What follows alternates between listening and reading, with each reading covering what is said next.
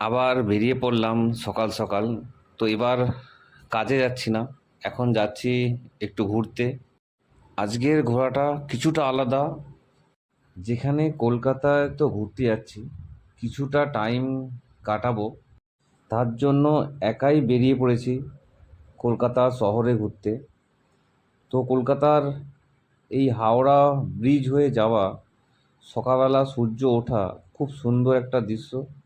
এখানে সুন্দর একটা বাতাস যেন ছুঁয়ে যাচ্ছে। তো প্রথমে বসে পড়েছি রাস্তায়, যেখানে বাস থেকে নেমে বসে আছি রাস্তায়। আমরা নিজের জন্য টাইম বার করতে কোনোভাবেই পারা যায় না।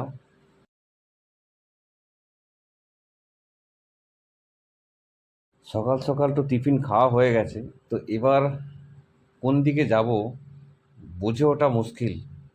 আজকে সত্যি খুব ভালো লাগছে, কেন আজকে কোনো কাজের প্রেশার নেই, কোনো কাজে যাওয়ার কোনো চিন্তা নেই।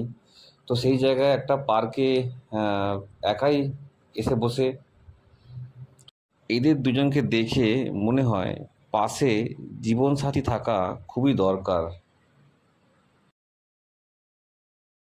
তো এখন দুপুরের লাঞ্চ সারা হয়ে গেল। তো এবার একটু মলের দিকে যাব, যেখানে কিছুটা জামা কাপড় দেখব।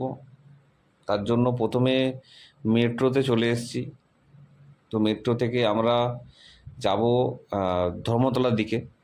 ছেলেদের এই একটা খুব মাথায় সবসময় চিন্তা থাকে যে কিভাবে নিজেকে ওই সাকসেসের জায়গায় নিয়ে যাব, কিভাবে ভালো কাজ পাবো, কিভাবে কোন লাইন দিয়ে গেলে আমি নিজেকে ঠিক জায়গায় দাঁড় করাবো।